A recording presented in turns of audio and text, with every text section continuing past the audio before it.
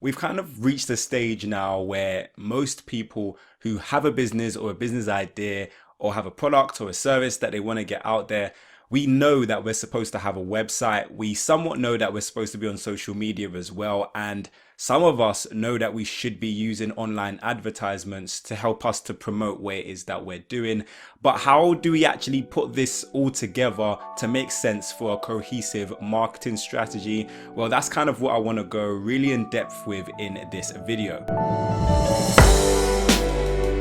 Hi guys, it's Sam Day here from DeyTips.com. Still amidst all of this kind of crazy things that are happening in the world at the moment, but this is still a great time for you to kind of really think about your marketing strategy. Maybe you have more time to do so, and I kind of wanted to break down what every element of your marketing really means and what it's supposed to do for you, because people know nowadays that they're supposed to have a website. If you're an entrepreneur or a business owner, or you have a product or a service that you want to get out there, but what's the purpose of your website? What's the purpose of social media? Are you just posting for the sake of posting? What type of things should you be posting? What's the aim of your marketing strategy? And how do you bring people back to your website in a tangible way that really makes sense? So I'm going to hopefully help you in this video to create a cohesive marketing strategy for your product, your service, and your business long term. So firstly, let's start off with your website. Now, what is a website? What's the purpose of a website? Now, this might seem like really basic questions and you might think that you know the answer to it, but I want to challenge you in this video. Have you ever really thought about what the purpose of your website is? Like, what function does it play in the overall operations of your business? Does your website consistently generate leads and sales for you? And if the answer to that question is no, then you probably don't really understand what the main purpose of your website is yet. Yes, you have kind of like your website as kind of like a storefront. It's kind of information for your prospective customers to kind of look at what you do and to make a decision of whether or not you are a trustworthy business that they can actually invest their money with. But your website can be a lot more than just a homepage, an about page, and a products and services page, but it should actually be a place where you can actually generate leads on a consistent basis. Now, I actually have written the formula, which I'll leave a link to in the description down below. Now, I've written that formula for a very specific reason. It's because that literally the formula to generating sales online is your ability to drive traffic to your website, to turn that traffic into leads, and to actually convert those leads into sales successfully. So if you haven't downloaded that, it's completely free. Make sure you grab yourself a copy so you kind of understand what's going on with regards to business on the internet and how business on the internet really works. But to cut a long story short, the purpose of your website is to drive leads and to turn those leads into sales. A lot of people get caught under the kind of trap of trying to generate sales. Now, I'll tell you why that is a risky road. If you're literally just trying to generate sales, then that's not necessarily great for your business. A sale is a very short-term thing. It's a very short-term transaction. Someone might come to your website and buy something. It doesn't necessarily mean that they're ever going to come back, and it doesn't necessarily guarantee long-term sales or future sales either. Your website should be a place where people come back to on a consistent basis to make transactions with you, and that's how you build a business and not just generating one-off sales. And that's the difference here, and that's why I preach the formula so much on this YouTube channel, because it's not just about driving sales, but it's about driving consistent sales. It's about building customers. Now, the difference between generating a sale and actually driving a customer is a sale is a one-time transaction. A person might come to your website and buy from you, and maybe they really enjoy your product, but maybe they never come back again. Whereas if you actually understand how to drive customers to your website, these are people who don't just actually buy once, but these are people who maybe buy multiple times in one transaction. Maybe people who come back again and again to your website. Maybe you set up some sort of subscription service. So if you're selling a product, maybe you can set up a subscription service so that that person can actually purchase that product every month on a recurring basis, and you can send them that product once a month. This is something that Amazon have recently introduced to their website as well, and it's something that you can quite easily introduce to your website to kind of bring recurring business back to you. But you also want to think about things such as making sure that you're retaining the information of your customers so that you can remarket to them later on down the line. Now, I've spoken about this in many videos. I've got email marketing videos. I've also got funnel videos as well, and I'll leave those in the description down below. But the main ways that you can actually retain your customers' information is via email marketing, is via telephone marketing and text message marketing, and also via pixel retargeting. Now, let's first start off with email marketing. So that's the basics, and that's what I preach on this channel a lot. Your website should be a place where you're collecting emails. So if you go to my website, for example, DeyTips.com, one of the first things that you see is my formula, because I want people to actually download the formula. It's got really useful information, but also in order to download it, I require a name and an email address. Now, this does mean that not everybody who comes to my site is going to want to give me their name and email address, and that's absolutely fine. I know that the content on my website and the content in the formula is really high quality. I put out the best content I possibly can. So when I'm giving something away for free, the people who actually do decide to put their name and email address in are people who are going to receive my best quality work. Also, when I do send emails, I do my best to send out quality emails. I try to send things to my email subscribers that's going to really benefit them, whether that be free articles, free videos, or one of my paid services. Now, depending on what product or service you are selling, you're going to want to collect emails in a different way. So for example, I mainly sell online courses, I sell ebooks, and I sell my consulting services. So offering a free ebook kind of really suits my business and what I'm doing. Now, if you are a product owner and you have a website that kind of sells your product, then maybe you want to collect email addresses by offering a 10% off of your products. So maybe all of your email subscribers get a 10% discount code for shopping on your website. Now, that might work for you, and you might want to test kind of what converts better into email leads. But another idea that might work for you is if you're selling a product in a specific niche, then you really want to understand your customers. I say it all the time on this YouTube channel, but the better you know your customer, the easier it is for you to sell to them. So let's say, for example, you sell sports equipment on your website. You might know and understand that the vast majority of people who buy your products, or maybe your target demographic, are really interested in keeping fit. If you had some sort of guide, maybe a free video training or a free ebook on how you can keep fit, then you can give that away for free, similar to how I give away my formula on your website, and that's a way to kind of accumulate leads on your site. Now, this can similarly be done by text message marketing as well. Text message marketing is not as popular as email marketing, but it is still super effective, so it might be something you want to test out and try on your website.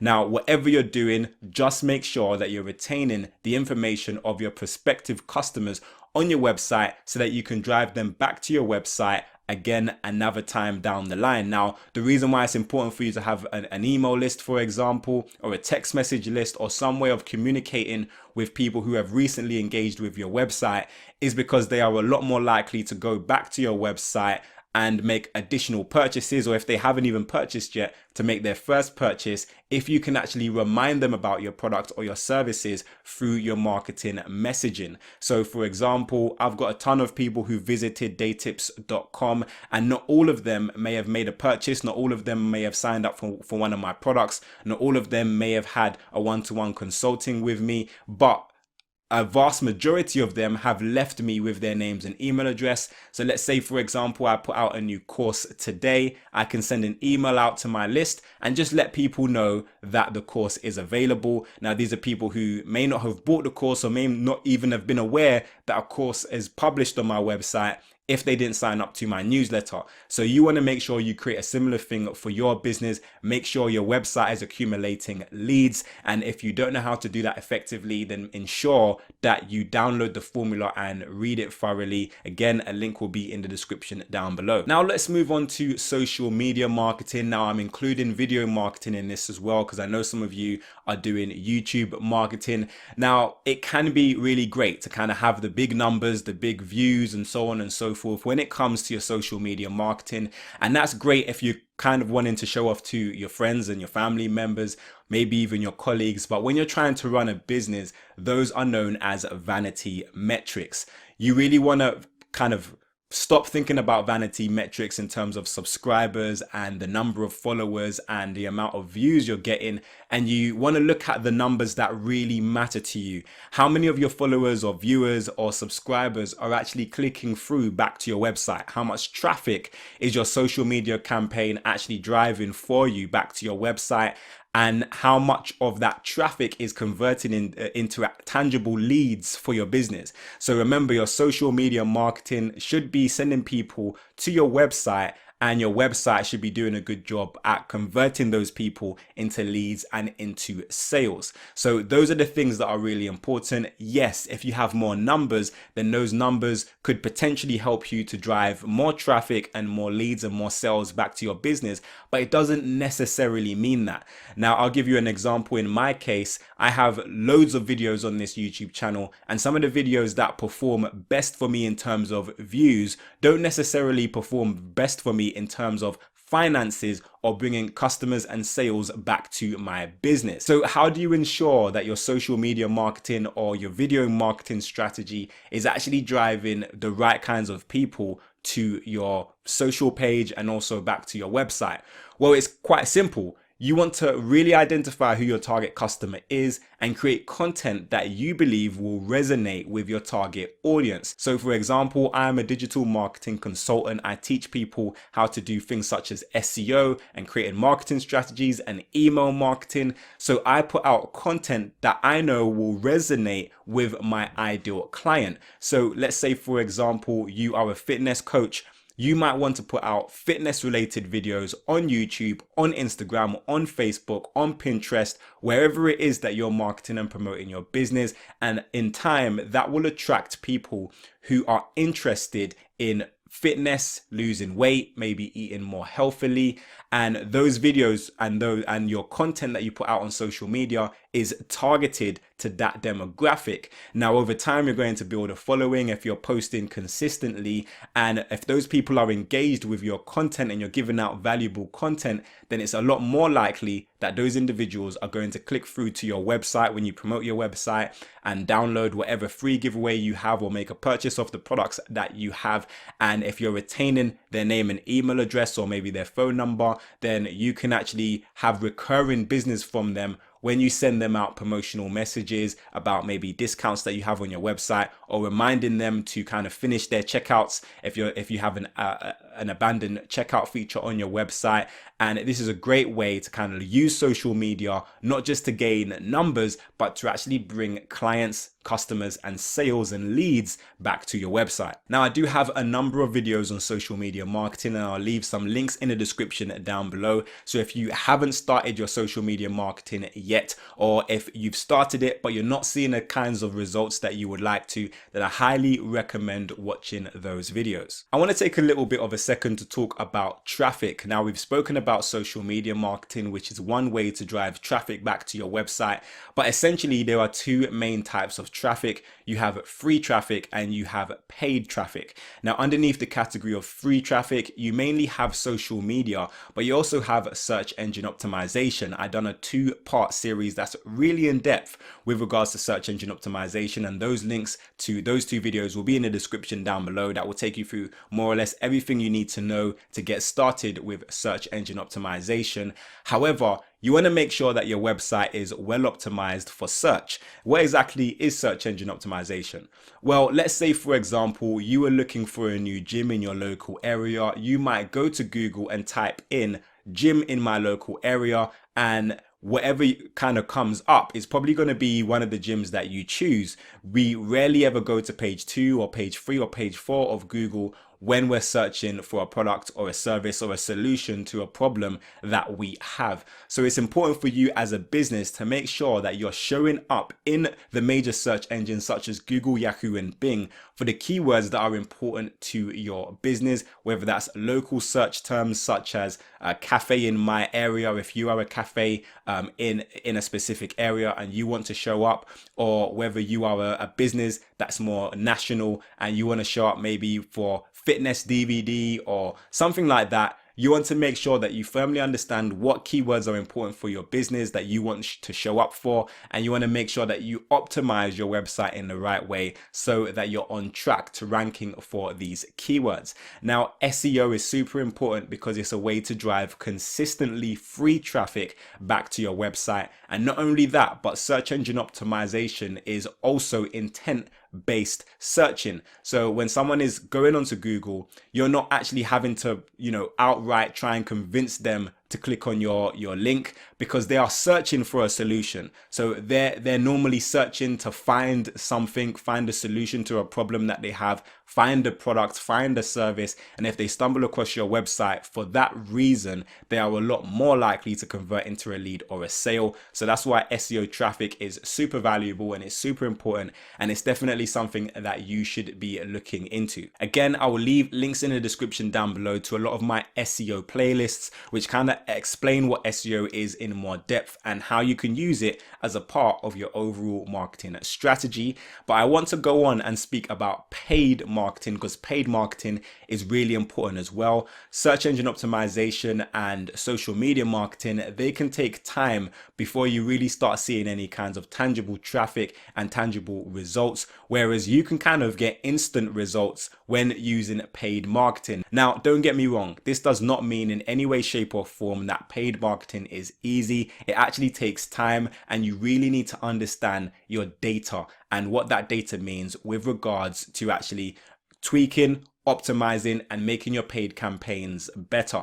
So there are a variety of different paid traffic sources that you can make use of. And the first that I want to speak about is social media. So whatever platform you believe that your target customers are, whatever platform you believe they spend the majority of their time, you might want to actually pay to get your marketing message in front of these particular people. So for example, Facebook and Instagram are very popular social media platforms, and you can actually pay to advertise. Facebook and Instagram make it easy for you to kind of promote your product without going into the Facebook ads manager, but this kind of restricts you and it doesn't give you access to all of the data that you need to really make a profitable ad campaign. Now, I've done a really in-depth video with Adam Earhart, and I'll leave that in the description down below. So if you're thinking about doing Facebook or Instagram ads, make sure you actually watch that video, because it's going to give you some really great insight into how you can run your Facebook ads profitably. Now, it kind of goes the same with LinkedIn ads as well, and Pinterest ads and ads on Twitter. The platform might be different, but your strategy is more or less the same. You want to make sure that you have designated landing pages for your paid marketing campaigns. So what does that actually mean? Well, when you're sending someone to your website via one of your paid marketing ads, you don't want to just send them to the home page of your website. You want to send them to something specific, because they're going to click on your ad for a specific reason. You want to send them to a specific page. So let's say, for example, you have a website that sells trainers and you have a new brand of trainers on your website that you want to now promote. Now, this specific trainer might be ideal for someone who is maybe between the ages of 20 and 30 and who is really into sports. So you might go and advertise that particular product on Instagram, and you might use the Facebook ads manager to only target people between the ages of 20 and 30. And maybe you target people who are also interested in sports, and maybe they're also interested, or they liked the fan page of Nike, because maybe Nike has a similar design to the shoe that you actually have available. Now, you don't want those people to click through to your website and have to find that product that you was promoting. You want to send them directly to the page of that particular trainer. And not only that, but you want to do what's known as pixel retargeting. So pixel retargeting, when you're doing advertisements on Facebook and Instagram, is quite easy, because with Facebook, they actually give you a pixel that you can place on your website to track people who visit your site. Now, let me break this down for you, because it sounds complicated, but it really is not as complicated as it first sounds. So you might notice that when you go onto particular websites, for example, maybe Amazon, and you look at a specific shoe, when you then go onto Instagram and you're scrolling through Instagram, just messaging your friends and looking through memes, you might see a sponsored ad of the exact same product that you was just looking at on Instagram.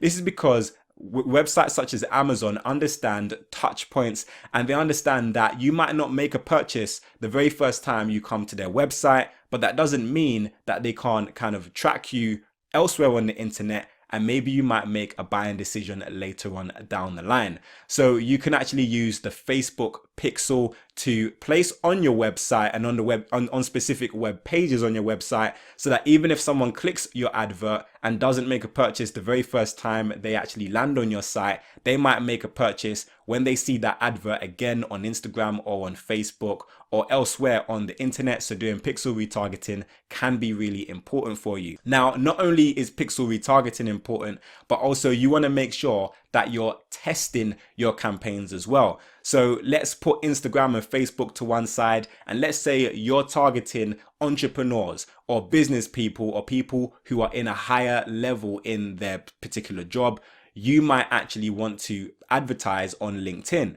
Now, you might have multiple different ad formats for LinkedIn. Maybe you have a LinkedIn image ad, maybe you have a LinkedIn video ad, and you might have your different marketing messages as well. You don't necessarily know what ad is going to perform better than the others. So this is why it's best to kind of put out loads of different ads, test what's working. It's very likely that the first ad you put out on whatever platform you're choosing is not going to generate the types of results that you desire. So you want to kind of be consistently putting out ads, tweaking, measuring, and seeing what works, seeing what headlines get clicks, seeing what videos get responses, seeing what funnels are making sales. Now, I've done a video on funnel marketing, a very in-depth video, and I'll leave that in the description down below, so make sure you go and watch that as well.